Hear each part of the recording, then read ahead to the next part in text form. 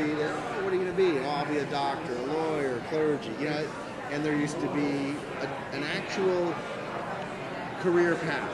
Okay, you want to be a doctor, you go this year, yeah, exactly. And at the end of doing the things that you needed to do, whether it was education, whether it was ordination, whether there was placement, you know. And I don't think that exists anymore in that same way. I think it has to start with your passion first, and then that passion, no matter how the outcome of placement or funding or prestige or whatever, that may or may not come. So that I think would be important, is that I think we all have a wake-up call.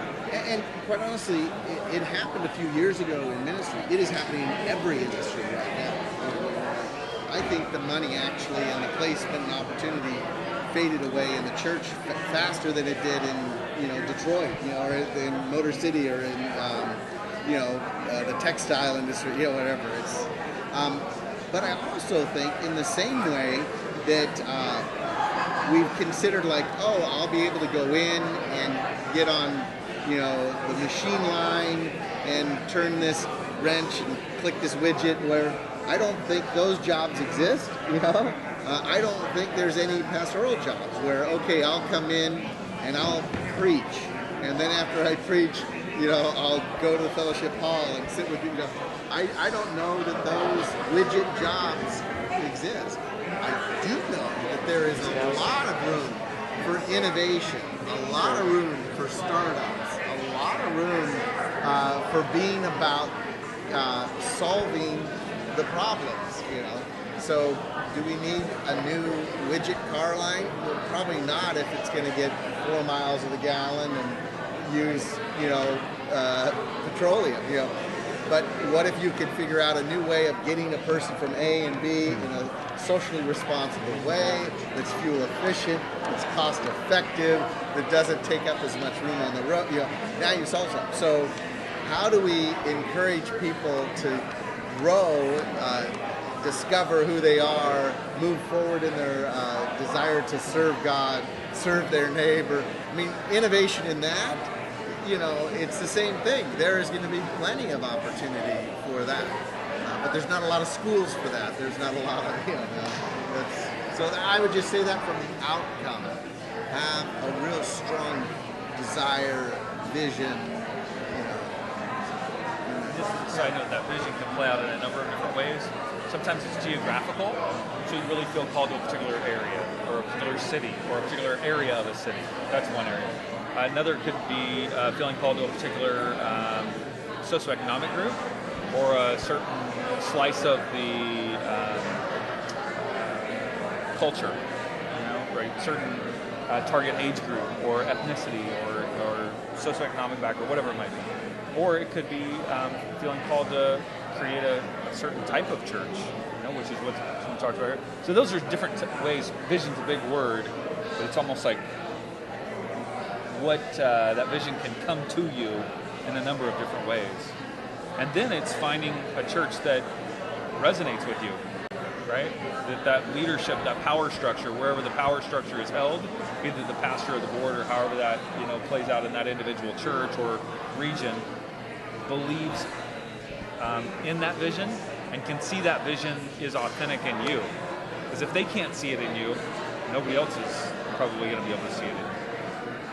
And is that where, I'm thinking too much in the box, I think. I know I got to get out of it, but is that where funding comes from? Is that where, it's great to say have a vision, have a passion, and then I go home and my kids go, well, what's for dinner? And I go, I don't have any money. I mean, we got to eat. So how does that, well, that's where I can't break out of that box, and I don't know.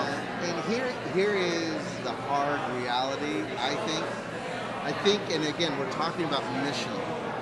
The most difficult paradigm shift, whatever you want to call it, transition in our thinking, is that the first question about developing a missional church, missional outreach, missional community is not how will I get paid. And that is one of the real difficult problems. I talk to most people who are interested in starting a missional, it's like, and so how do I get paid? And how do we pay for the, it's like every other thing. You figure out how you're going to accomplish the mission first, and then you figure out the other things. I mean, and honestly, I think in this day and age, in any industry, but especially in this industry, if it's a new work, you're going to have to kind of say, I'm going to figure out whatever it takes, and so it's probably bivocational. I mean, I can give you a couple of hints. You're probably not getting fully funded, and the old model of 100% was given, and then 2/3 were given, and then 1/3, and then your support. I don't know if that's ever going to be there. So, so there might be some innovation, but that doesn't mean that we're not in a new era of patrons. I mean, I know some people who actually, a family, have said, we want to see this work, or trying to pull together 10 families to put up an escrow account of 10% of their earnings and throw it into a bank account on a monthly basis and say, we're in for a year, 2 years, and we want to try to invest and develop this. So there are 1,000 new ways of thinking about it in that way. You can marry a doctor, right? Yeah, well, that's true too. Everybody's got a spouse or partner, right? That's what Campbell did. I'm in the Southwest region, the DOC, and it's like Amarillo, some parts of New Mexico. And a buddy of mine has started a new church there, and it's really like a throwback kind of like the monastic days, like having a church that has a fair trade store, and having a church that could microbrew and get the beer out there and get some costs and still make some money. Like having it be like physically able to stand on its own, And a cool thing about that is like now you're no longer dependent on people, and you don't have to worry so much about is what you're going to say going to make so and so mad, and are they going to withdraw funding, So I can give you some info on that one. Yeah, in DC, when I was doing seminary, I started a group called Faith in the City, which actually Glenn Zuber is kind of continuing that kind of idea. But we just did pub ministry, hanging out, meeting people, and I actually found that it was so much easier to actually have a job in the community. I worked in the food bank. I was an intern. And just from that, going to other events, being sent by the food bank to other ministries to see them, to meet other young adults who were interns, who were being in that spirit, being back and forth in the grind every day, the commute. I was able to meet people and say, hey, we're having this conversation. And it wasn't a full-time thing, but by being there, by being enmeshed, and my other people being enmeshed, it was far easier to find those connections instead of if I had tried to do that and be completely separate and be in an office somewhere and then go out and stand out with a leaflet or something. I was saying, oh yeah, I'm interning at the food bank. Oh, you're interning at the shelter over here. Oh, well, that's cool. What's it like? And from that we were able to create. So I mean, that's the challenge to the authenticity part is like, start where you're passionate about, and then that's the easiest way. And if you can get a job where you're passionate about, you'll be far happier making some money from that while you're also spending your energy and time over here building these other connections. Right. But it's real challenging. It's a challenging question. Don, you might have something. He is a regional director, so that's part of his. Well, I like what they said. I think that part of that is one, answering a call. I don't think any of us are going to be doing missional work or church work in any real successful way unless we fully understand that we didn't look it up, in the newspaper for jobs and say, oh, I want to be a minister. We're answering a call from God, and so somehow we have to recognize that we're not in this by ourselves. That we're partnering with God, and then we trust God to give us a vision for how that ministry is going to be lived out. How are we going to answer that call? I mean, I think that's important. And then, what Nathan said, I think we have to be true to our passion, because if we're just trying to do a ministry because it seems cool, my guess is it's probably not going to be all that great. But when people, like you said, can recognize that passion in you and that you believe in it, then people are going to believe in it. because you are going to be the person that's going to be the best communicator of what your desire for that ministry to be is. People are not going to buy just ideas. They're going to connect to a relationship of a person who's committed both to Christ, but also to what they're doing. And there's nothing, maybe the biggest word in particularly in missional churches is risk. It's all about risking. It's all about stepping out. It's all about putting our faith into action. Because if we had it all spelled out, there's really not much faith involved in that. That's just following a plan. But God invites us to be partners, and that means that you take that risk. Now, there are places, lots of ways in which that can be developed. Spencer shared some, Nathan shared some.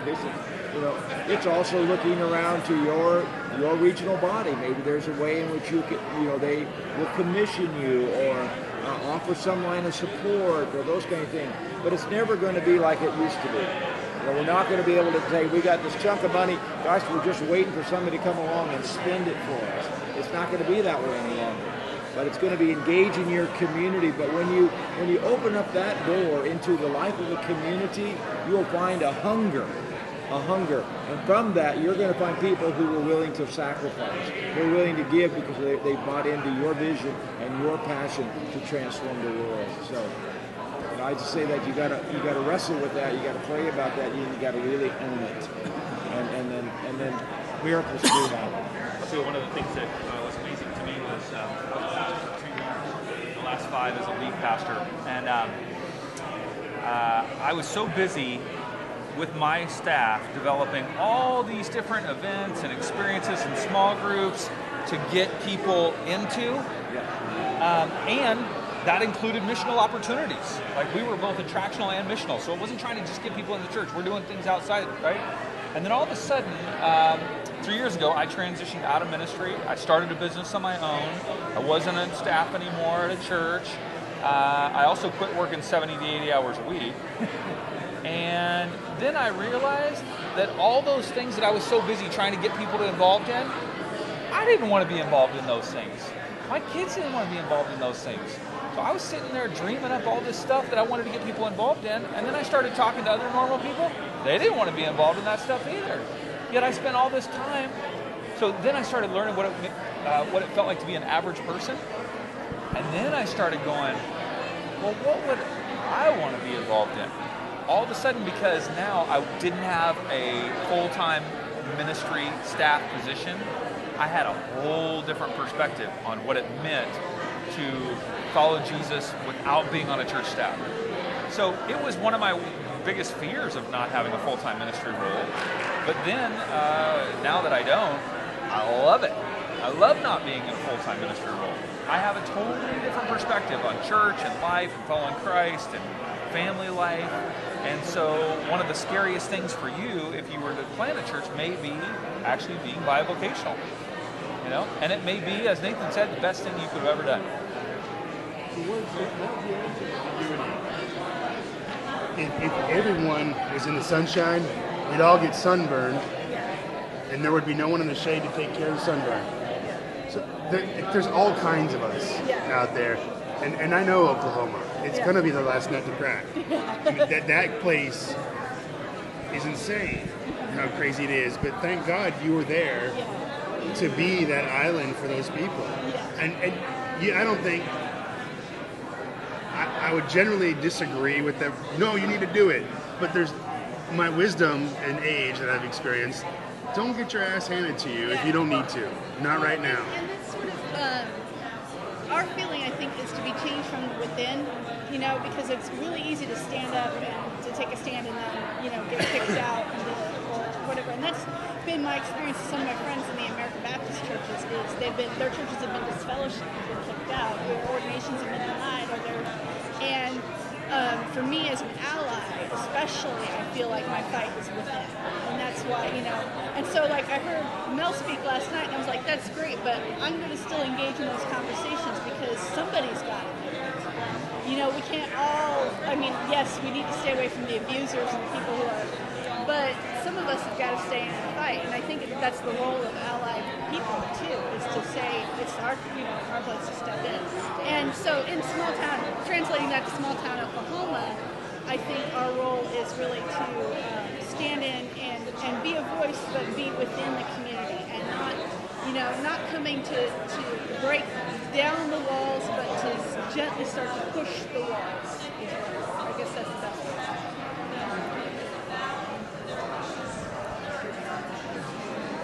This is Dennis Teal Fleming. His community is open and affirming. Interfaith. We're beyond open and affirming. Yeah, and Dennis again. Yeah. Two big charisms we're trying to bring. Two big gifts are being open to people of all faiths and being open to people of all sexualities. And to me, we're a new disciple church, so there's no discernment we really have to do. We've come together as a group, and we're already there. So we're on the Open and Affirming Directory and Glad Alliance and all that. But to us, the important thing now to do is to find resources in other communities out there that are supporting gay and lesbian people and be connected to them. So a friend of ours helped start the PFLAG chapter in our area a few months before we started. And we are committed to being at everything that they do. So to me, sometimes that's the best place that I do church, where almost every time we meet, the conversation becomes about religion and how, like Mel talked about at the banquet, that how religion kills people. And we get kids that have been thrown out of their house, or adults that have just been terribly abused by Christianity. And then the person running the chapter can say, well, here's Pastor Dennis, and guess what? And then we have these conversations after the meeting that last longer than the meeting, deep into the night, and I just come away from that saying, I don't have to do anything else this month. I just did my pastoring, and so that's why I say we're beyond, because we didn't have to have that fight. We didn't have to have those arguments. I worked in 7 different churches before this, and for the last 20 years I had those fights, I had those arguments. I'm like you. I'm not a gay person, so I don't feel attacked by that, because they're not attacking my heterosexuality. They're not telling me I'm sick and sinful. If I had to put up with that, I may be like Mel and say, I'm done with that. I'm done with that conversation. But I am willing to have that conversation too. And I always call it, be that little grain of sand in the oyster. That's me, that grits away. But guess what gets created with that little piece of gritty sand that no one seems to even notice? A pearl. And that's what I want to help create. And we'll throw it to the swan. Yeah, that's what we should do.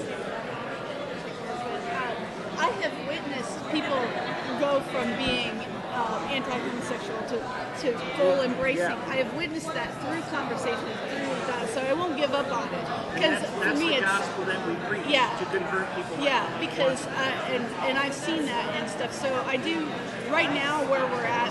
See, I'm hoping in the future to be where you're at.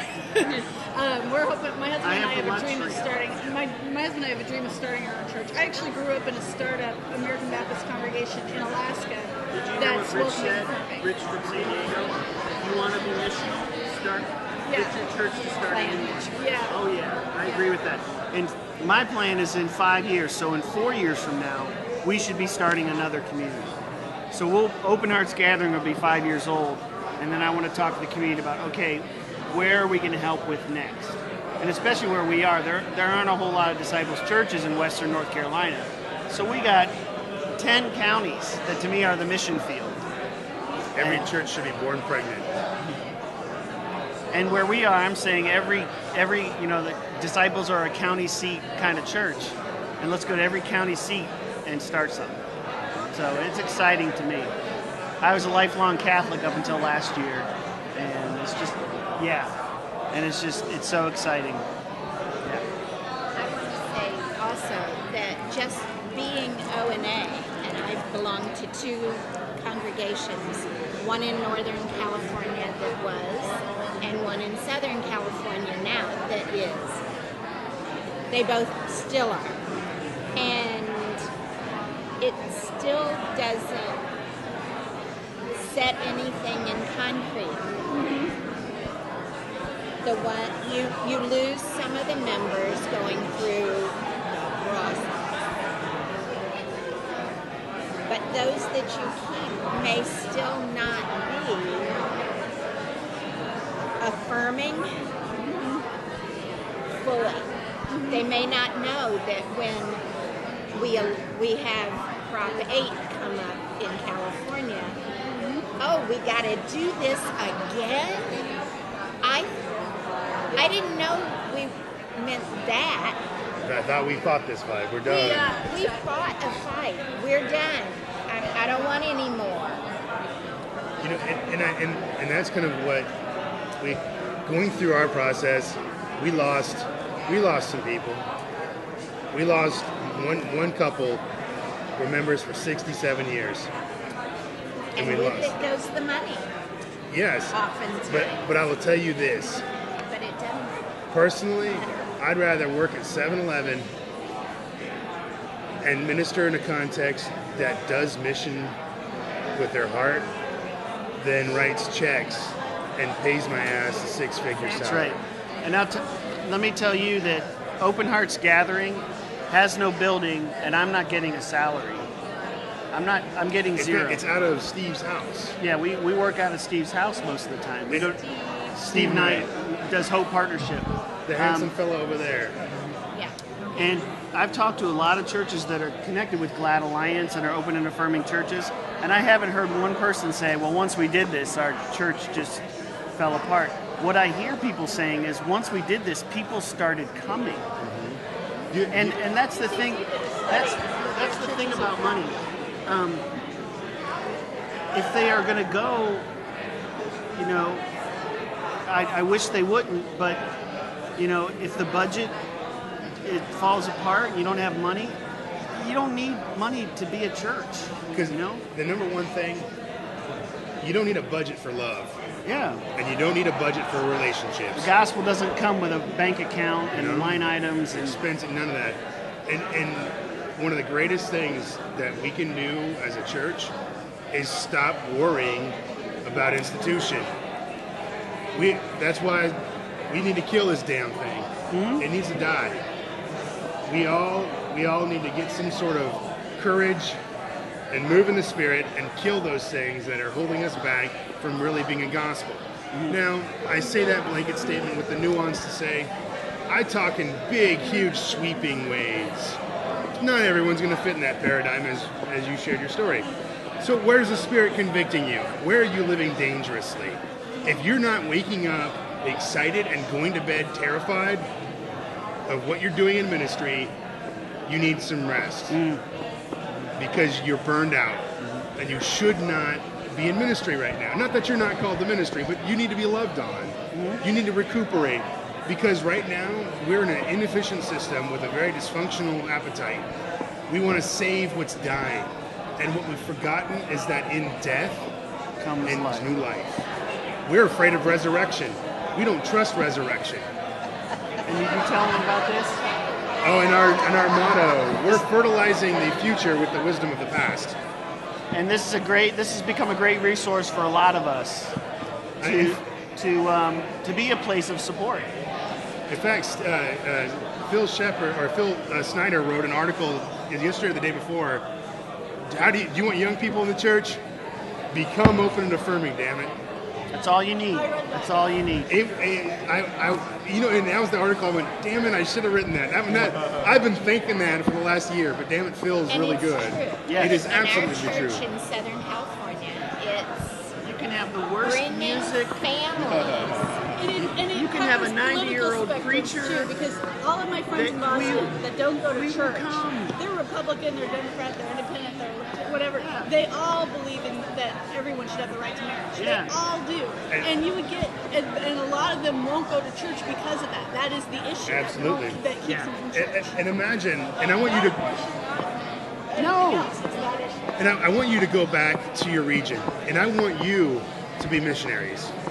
I want you to develop relationships and be missionaries to your colleagues, to your congregations, to your regional minister, and to Demergent, to us. Yeah. I want We need you. We need to support each other because, and we need old and young.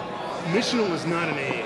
Yeah. Missional is a posture. Yeah. And I'm tired of that fallacy that the young people don't want the old people. No, I grew up being raised by my grandmother.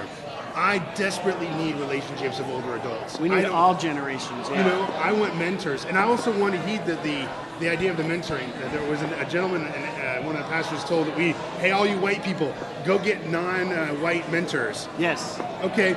Another challenge. Go back and be missionaries, and I want you to go, and I want you to get mentors of all kinds. That's sweet. Go get 31 flavors of mentors. Go be mentored by some younger folks. Be mentored by some older folks. Be mentored by a homeless person, by children. Let's go be mentored by each other, because in mentoring, relationships are developed. And when relationships are developed, communities develop. And when communities are developed, Jesus appears.